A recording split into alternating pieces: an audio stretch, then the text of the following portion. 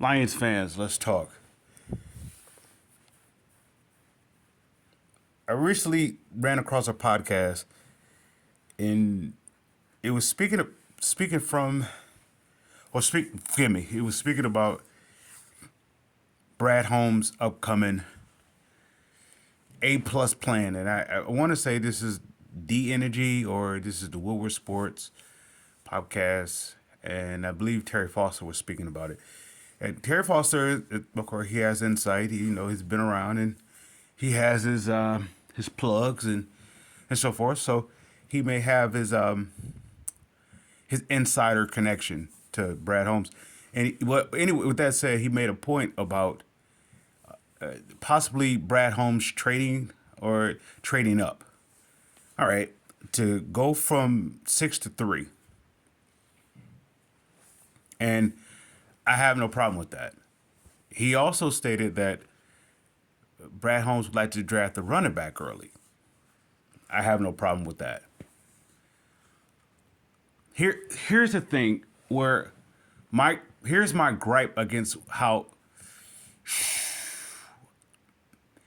I want to say is a gripe without being negative or slighting Brad Holmes. It's tough for me to give him high marks for something he didn't build and complete. I give him credit for completing certain things, such as Panay Sewell. That's the only thing that I give him credit for. Everything else is within question.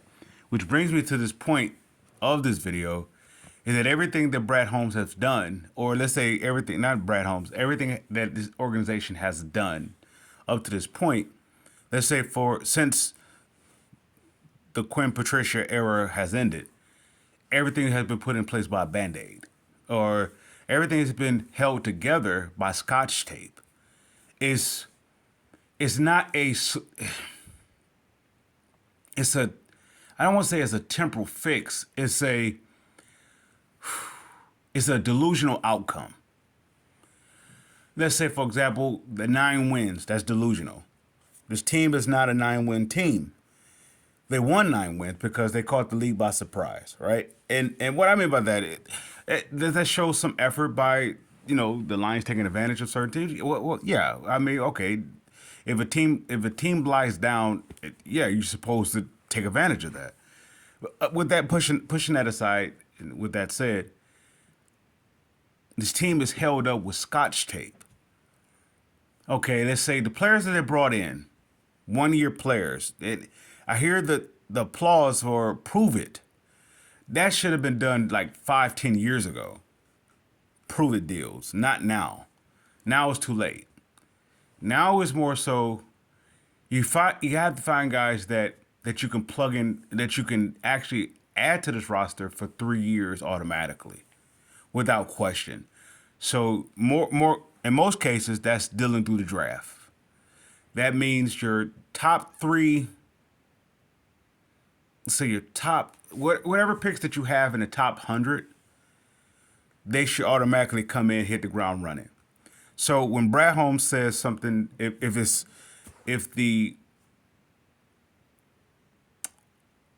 statement is correct that Brad Holmes actually would like to trade up, well, yeah, and to go after a very specific player, yeah, I agree with that.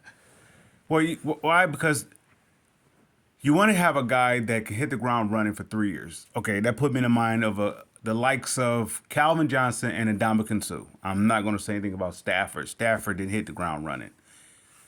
All right, Stafford is actually the opposite type of player that I want, such as like what's his name? Hutchinson. Hutchinson is put me in the self same mind as a Stafford. He doesn't move the needle per se. He does enough to do his job. So he's what you consider a overworker. He works hard. I get it. I would like to,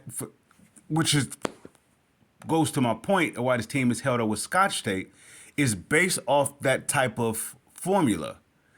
It's not based off of guys that's going to dominate from the number from day one to the end of their contract. Let's say their rookie contract. Ndamukong Suh dominated from day one. Calvin Johnson, once he was given the opportunity, I understand Roy Williams had the starting spot, whatever they had to make some of that, and they allowed Calvin Johnson to come out. I mean, to come off and once Calvin Johnson was implemented into the starting lineup, from day one he took off. From day one, they need guys such as that, and I don't know if that's what they were alleged to be. Is alleged to be called dogs or whatnot. From day one, they don't have enough of those guys. They have too many guys that you have to build up. Well, and so the fans will eat it up and say, okay, well, we're building up a roster. It takes time, and they're growing, they're getting better. No, they don't have enough guys from day one that is knocking on the door as rookies. They don't have enough Ndamukong Suhs. Am I saying that statistically like Ndamukong Suh? No, I'm just saying that they put so much pressure as a rookie. They came in ready. They have a lot of guys that they have to develop. Jameson, they have to develop. Derek Brooks, they have to develop. Let's say Lee McNeil, develop. Amar Zaruke, they have to develop. They have to develop all these players. Penei Sewell was the only one that they did not have to develop. T.J. Hawkinson, you didn't have to develop. Let's say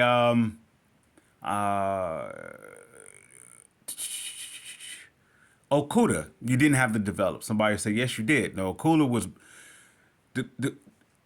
was put in a position where he couldn't excel from the him coming to Detroit was a bad situation altogether, based upon, I want to say,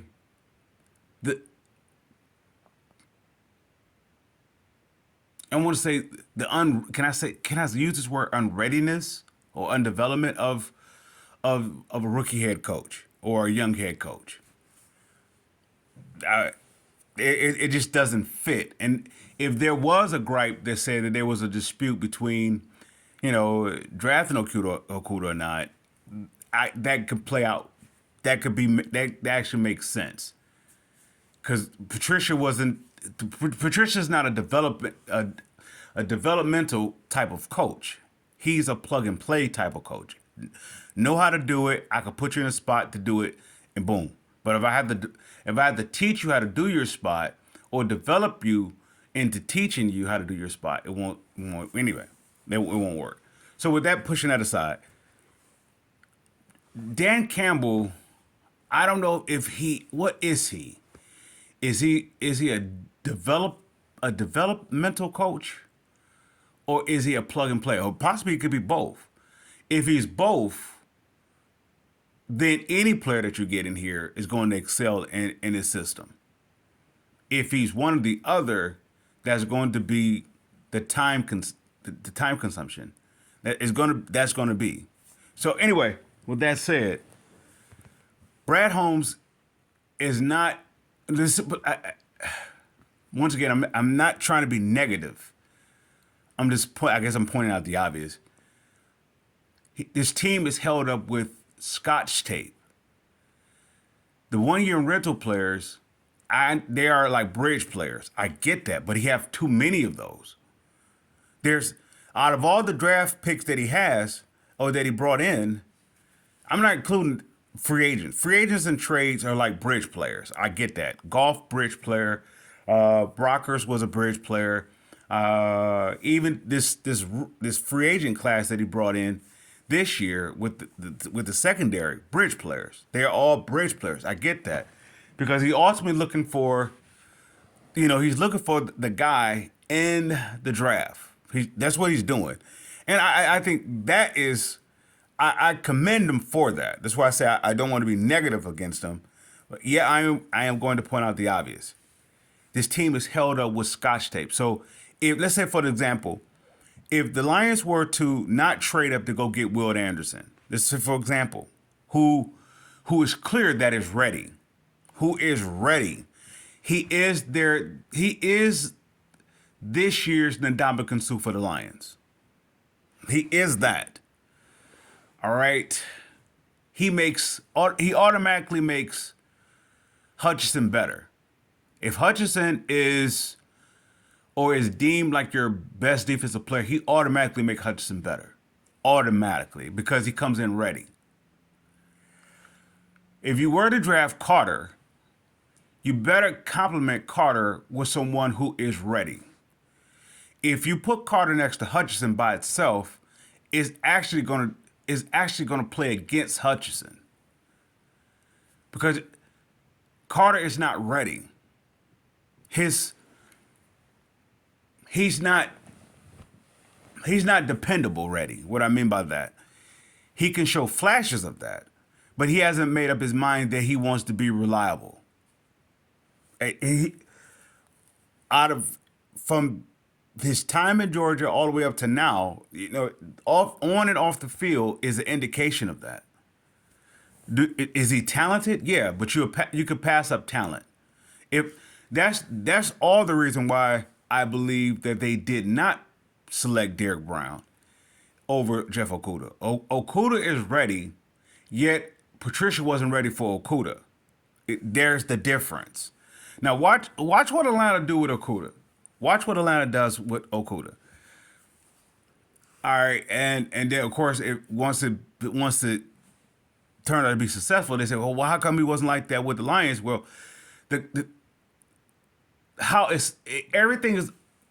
every player is based upon fitting of the organization. You draft a player, which I guess the idea is that would they envision how they show game tape when they was in college or their perspective, when they was in their perspective, collegiate, that sort of program. They expect them to perform that way, but they have to also consider everything is put in place when you're talking about a program. Everything is put in place. I mean, from the upper management down. The scouting, let's say the recruiting is something entirely, totally different. But normally, in most cases, when you're talking about talent showcasing, not early as a freshman, and even if they do show it as a freshman, the opportunity is there for them to show it. When it comes to the pro level, it's a totally different deal. You're talking about going up against ego, so to speak. You're talking about going up against ego. So you're talking about players, they don't have to prove it anymore when they come to the professional level. They already have a contract. They don't have to prove it as much. So what I'm saying by that, the best general managers go find the players who is least, or that you least have to invest in time into. Carter is a guy that you're going to invest time in. And if you draft him, you got to cover him. Such as like what they did when they drafted Nick Fairley. When they drafted him, he was covered with Ndamukong Suh. He was covered. The only problem with that is the team went towards Stafford versus Ndamukong Suh. It changed everything. It put a bad taste in Ndamukong Suh's mouth. It put a taste with it. Ndamukong Suh was the Detroit Lions. It went as he went. He knew that. So anyway, in other words, you have to cover him. So if you do get Carter, you have to bring somebody in to cover him. Hutchinson is not enough. Hutchinson is like, okay, matter of fact, this to show you how history repeats itself, or this situation is so funny, it put me in mind when Jim Schwartz took over. This put me in mind when Jim Schwartz is at. This actually, the whole setup is the same as that whole thing all over again. Okay, you take Mayhew out, you got Brad Holmes.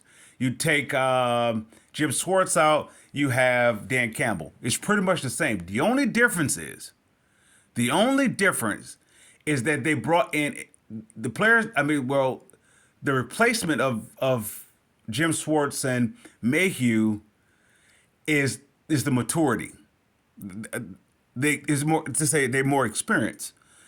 Let's say Mayhew didn't have much experience when he took the. He was up under, of course, Matt Millen. He didn't have much experience. I don't believe. I believe he went from. I don't know if he went to. I don't know. I don't know if he was assistant at any place else or he just, was up under Matt Millen. And Jim Schwartz was a first year coach. Of course, he was up under Jeff Fisher, so he knew I'd be assistant, but the head coaching. So Dan Campbell has a leg up on that because he took over. He was interim head coach with the Dolphins, so he have a little experience with there. And I guess you could say Brad Holmes has somewhat experience in terms of talent evaluation when had his roles with I won't say the likes of the Rams. So if you look at this team, is actually the same way. Hutchinson is your Vanden Bosch. Hutchinson is your Vanden Bosch. If you go get Anderson, that will be your Ndamukong Suh. So what I would do in this draft, if I could, I could get a running back, or I'm going to go get Carter and Anderson. I'm getting them both. Especially with all the questions about Carter, I'm going to go get him. Okay. This team is, okay, if the team won 9 wins, right? They are in position to take the next step forward to be in the consideration of knocking on the door of a contender. If they're not at the door or opening up the door to be a contender, let's say it that way. They are at the door to knock on it if they're not in a position to open up the door to go in. So with that said, what will maximize Hutchinson? What will max if all right? Vanden Bosch came to the Lions, and I believe he was averaging with the Texans. I mean, at the Titans, forgive me. He was averaging 8 to 9 sacks a year. So so he was getting some pressure. He was what you consider an overachiever. He worked hard for it. All right, so he had a high motor. He did that. Same thing as Hutchinson. What was going to get the best out of Vanden Bosch? Now, notice when they brought in Vanden Bosch, that was the year they drafted Ndamukong Suh.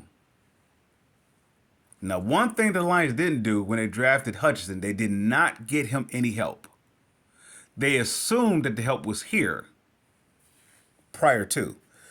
Instead of them going after Jameson Williamson, or JMO, whatever you guys want to call him, that was a troublesome pick from day one because you're talking about that's a luxury. You didn't need a receiver. You need to continue to help out your offensive line by giving them time on the bench, which is, in other words, solidify your defense. They didn't do that. They went offense again. Typical what Lions does. But anyway, typically what they do. So what I'm saying is, since they didn't get Hutchinson no help, get Hutchinson some help now. Double up on it. Double up on the offensive line. They said they need help with linebacker. Well, how about this? If you get Anderson and Carter, right? I don't know what free agent linebacker that is available now or that possibly that's on another team do not want to come here. If the team is 9-8, right? And Dan Campbell has an environment to show that, it's appealing, in other words, it's not laughable, it's more so, all right, let's see if it is progressing, right? So you're going to have players that's talking to the agents, okay, what about going to the Lions? How can we get that? How can we make that happen? Well, all right, you mean to tell me, okay, Miami is Miami. I get that. That's a good destination. And even some of the Texas teams may be a destination. You may find a lot of teams that's New York, whatever, those are destined. I get that. If the Lions have, this is on paper, Will Anderson, Carter, and Hutchinson. Just saying, just that is your head. Let's say if that's your headliner for your defense. Would Ramsey not want to come here if he was willing to pay? If he was willing to trade for him? Now, they said, well, Ramsey didn't want to come here. He wanted to go to Miami. Miami is not so much a destiny. You get a, you could check the boxes with Miami in that situation. He has his money, but he has a place where he can actually enjoy spending his money by playing, right? At the same time, they are in a position to actually contend and win, and actually, what they have, I don't know if they have how much money they had to go ahead to build it up to win. So I understand why that would be a good destination. Lions is in that self same situation now. Let's say, for example, if they have these rental players for 1 year, so they're gonna go into next year with with some room for some free agency, right? If you get Carter and Anderson, how does this team not be attractive to any linebacker, any top corner? How does it not look attractive? Especially if you win 9 wins or 9+ wins. If you duplicate what you did last year, how does this team not look attractive?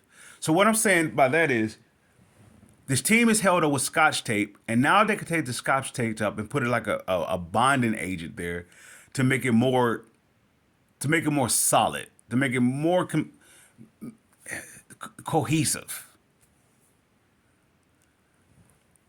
I wouldn't go after Bijan Robinson. I would if I couldn't get Carter. Once again, this team is built up, is being assembled just the same way as they did with the Van der Bosch thing. They brought in Van der Bosch as a free agent, and then they drafted Ndamukong Suh. The next year, they drafted Fairley. This year, they could do 2 and 1 at the same time. You could draft Ndamukong Suh and Fairley at the same time. At the exact same time. The exact same time. What was the outcome when Ndamukong Suh was here with Nick Fairley? What was the outcome?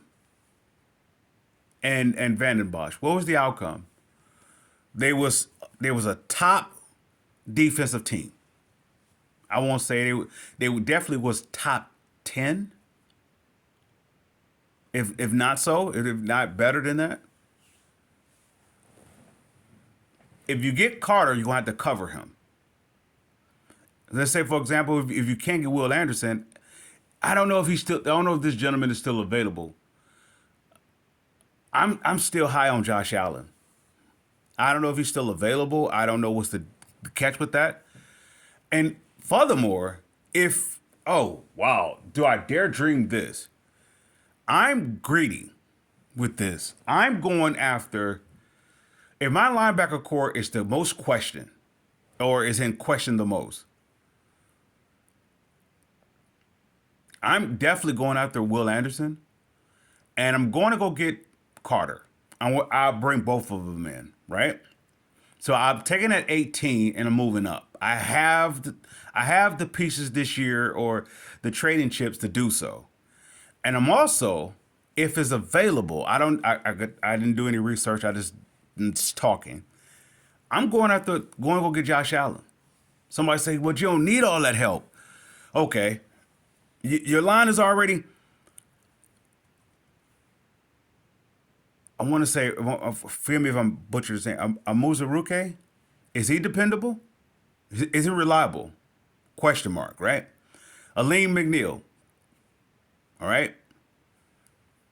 Any of the defensive line, is it reliable that you could depend on it going in without question?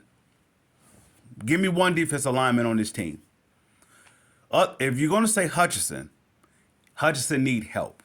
He is your Van den Bosch. He can't do it. Actually, Hutchinson is your Trey Flowers. He can't do it by himself. He just can't.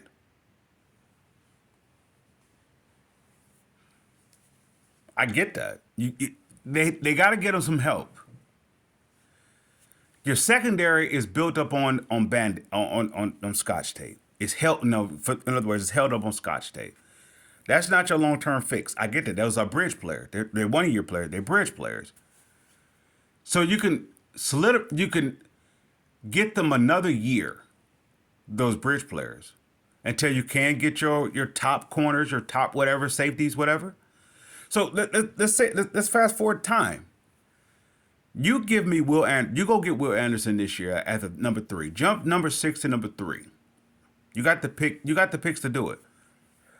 Somebody may say it's not the Lions is they're too far away to be trading capital. I totally disagree. If you won 9 games, how far are you away?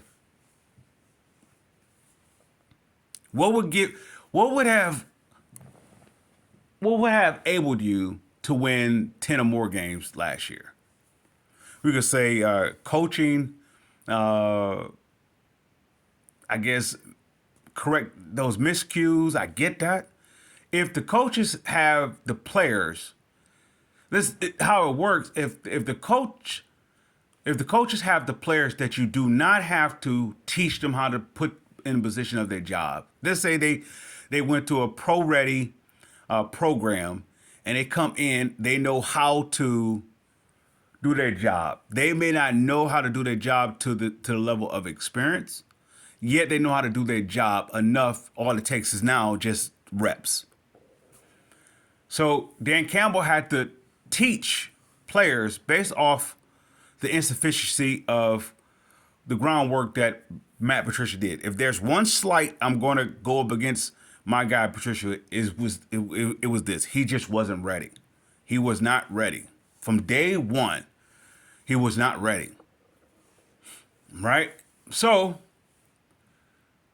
Dan Campbell pretty much did that the first year. And just imagine if he had players to work with. Let's say if he had this offseason with his first year. His first year he drafted Penei Sewell. I get that. I think that was his first year. So this year you can go Carter, you can go Anderson and Carter. And you can, if available, and I forgive me, you guys, if this just at this point is talking at the side. If you can go get Josh Allen, somebody say, well, you don't need all that defensive line. Give me one guy on this defensive line that is completely dependable. And go ahead and tell me Hutchinson. And go ahead and tell me Hutchinson by himself draws double and triple teams. By himself. No, he does not. So he's a threat, but he's not even a threat yet. Hutchinson is not a threat. He's just an overworker. I get that.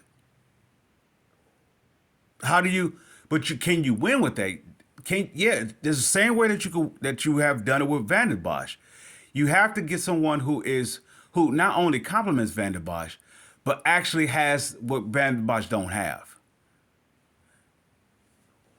Ndamukong Suh made Van der Bosch extremely greater. As well as Corey Williams helped out Ndamukong Suh. So that's the problem what happened. I believe they lost Corey Williams and they replaced Corey Williams with Nick Fairley. Nick Fairley just wasn't ready. He is exactly the exact comparison to Derek Brown and as well as Jalen Carter. They're just not ready.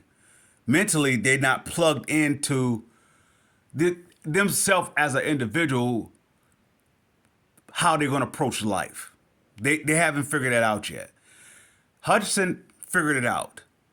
I believe Will Anderson, if he hasn't figured it out, he's on the pathway to that it's figured out. Ndamukong Suh, the reason why he was so successful, because he figured it out. He knew what he wanted to do. He knew what he wanted to do.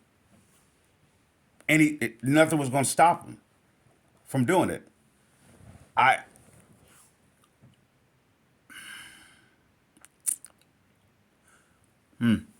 That's what once again, this is supposed to be my little thing about with Brad Holmes, but it sort of is. He can actually tape up my mouth by making those three moves above everything else. Somebody can say, "Well, they need linebacker help." You go get Josh Allen. He's an outside linebacker. That puts a lot less pressure on Derek Barnes and Rodriguez, whoever they're gonna plug in there. That puts a lot of less. If you get a guy that you don't have to teach to do their job, he's an outside linebacker, so he's gonna rush in, right, or whatever, however you want to do in your system. So somebody can say, well, then if you get him, what's the point of get Will Anderson? Okay. Hutchinson is your guy that you're building around. Let's say, for example, how good would the Lions have been if they when they came in that offseason with Van den Bosch, just Van den Bosch, and I believe they had Corey Williams, right? How good would they have been just that defensive line, without Ndamukong Suh? Let's say if they were instead of Ndamukong Suh, they got Gerald McCoy. How good would they have been? Nowhere near as good. Nowhere near as good. Yet Ndamukong Suh was so ready, so prepared ready, that from preseason, I'll never forget this, the preseason game against Pittsburgh, he was getting triple team in preseason. This is a rookie. I need a guy who comes in prepared like that. That's Will Anderson. So you put Will Anderson next to, or you put Ndamukong Suh next to Van den Bosch. What do you get? You get instant success. You put Will Anderson next to Hutchinson, you get instant success. Hutchinson was successful when he had help in Michigan. He had help. And the back end, he had talent with the secondary. Linebacker, he has somewhat, I guess you could say somewhat help. But the defensive line, he had help. He wasn't doing it by himself. If so, it would have been no question that he was the number one overall pick. But he had to move up the ranks, going up from the middle of the pack. He was a worker. He had to work his way up to number one. That was just I guess I want to say good networking. I guess he climbed up the charts to get to the top two pick. I wouldn't have picked him number two because you have to surround him to get the best out of him. You have to get him help to have him to over excel. In other words, to get that number two production from him, you're going to have to get him help. You're going to have to lessen the load. So that's where you go 2 for 1. You go after Will Anderson. You double up to go get Anderson. You go and double up and get Carter. And I'm not done with that. I would literally go 3 for 3 with that. And I would. It's assuming that if it's available, I'm going after all three. Now tell me, with that, does that not make Jared Goff better?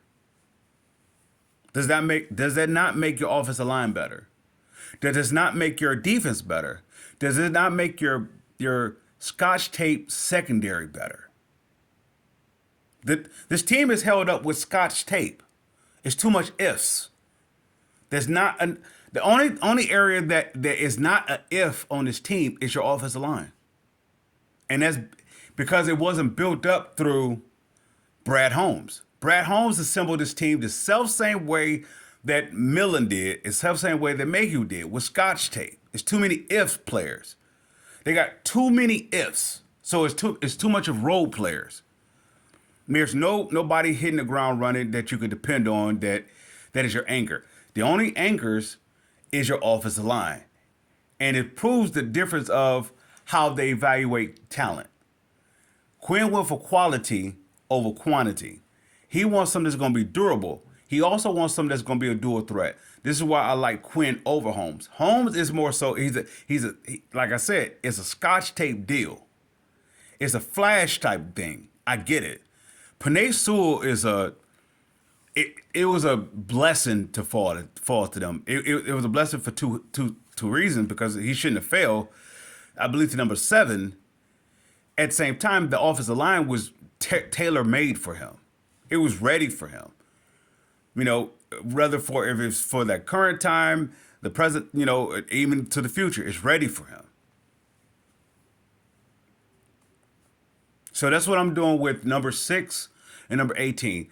I have the picks to move up. I have the capital, in other words, to tie into number 6, and I'm going up to go get Anderson. I have the 18. I'm moving up to go get if he's in range. I'm moving up to go get Carter, right? And I'm talking to the likelihood of Jacksonville if if he's available. I don't know if he signed or was traded. I don't know the ins and outs about that. I'm going to go get Josh Allen. And that alone makes Rodriguez, Derek Barnes, and whoever else, Reeves, whoever else I want to put in my linebacker core, that makes them automatically better. Automatically better. Because the defense has to pay too much attention on 4 heads instead of like 11. You're going to have to double and triple team 4 heads. That's Hutchinson, you got to get double team on now. Anderson, you got to have the double team. And the likelihood of Jalen Carter, he can get a single to a double coverage. I will say, let's say single. Let's give him single coverage. And if I were to able somehow get Anderson, how do you stop that? That's the equivalency of when Patricia had Flowers, Snacks, Robinson, Deshaun Hand, and I'm missing somebody in that whole group. Somebody said it didn't work. The reason why it didn't work, Patricia wasn't ready. Patricia was not ready, and he wasn't as a person. He wasn't ready. You know, he wasn't set. You know, not sit. He wasn't set yet. He didn't know what he wanted to be. If he wanted to be anything. That's the difference between him and Bill Belichick. Bill Belichick, he knows who he is. He knows what he wants to be. Not as a coach, just as a person. That's where I give. But if you look at the situation, it's a duplication of what the Lions did. Mayhew, Jim Schwartz, Van Bosch, Ndamukong Suh, and how they built their whole team. It is off that. It's the same way. It's the exact same way. And I'm going to say this: the Lions will regret for trading Okudah, just as well as they regret that they traded Hockenson. It can work. The Hockenson deal works out good for them. You know, because they did get something for it, and with that something for it, they can add to what they have and to go get something else. So that could be a win-win for both teams. Otherwise, if they don't do it correctly, it's a failure, because now you have to refill that talent at Hockenson. You put Hockenson on this team now. Let's say if you kept Hockenson for another year. Of course, you're talking about he was up for a contract year. But that's all the point what I'm making. When they go after the receiver, you trade Hockenson, you go after the receiver, yet your defense is not solidified. So it's wrong. It's done wrong. If your offensive line is solidified, you are in a position to build up your defense, starting with your defensive line. Instead of them going after JMO, you should have went for the tackle, right? Because the 2 project players, Aleem and I'm butchering his name, Aruzaruke. I'm butchering his name. Forgive me. There is too many questions. There's too many questions. So that's wasted time. So it's the same situation all over again that the Lions keep constantly repeating. It's the same situation. So this is the reason why I can't. When somebody would say that Brad Holmes is doing a great job, no, this team is held up with Scotch tape. It's not built to last. The only way this team can actually be bonded together to be cohesive enough to stand a test of time, they go into this draft this year. I mean, they finish up this offseason by slam dunking the defensive line, and that includes. Let me hold on for a second. Let me do some little research on this real quick. Okay, according to what I've picked up, Josh Allen was picked up, or his rookie, or his last year, was, or his contract was picked, or how is it stated?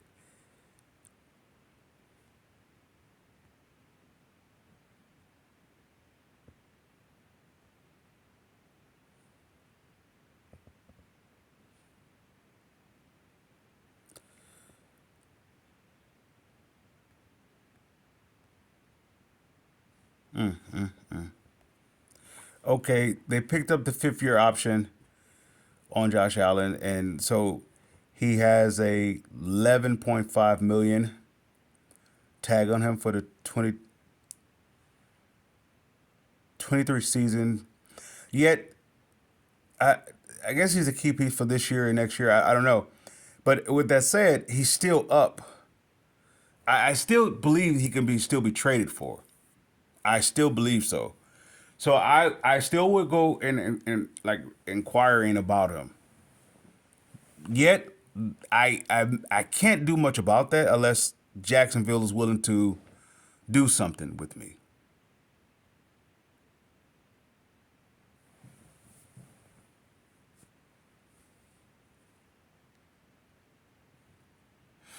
But I will go after those three pieces.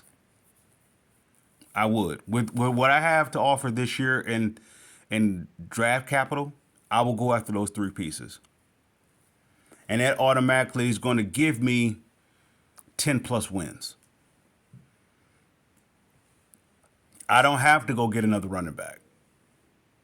Not in the draft anyway. If so, it would be definitely the later rounds. With that said, Lions fans, I salute.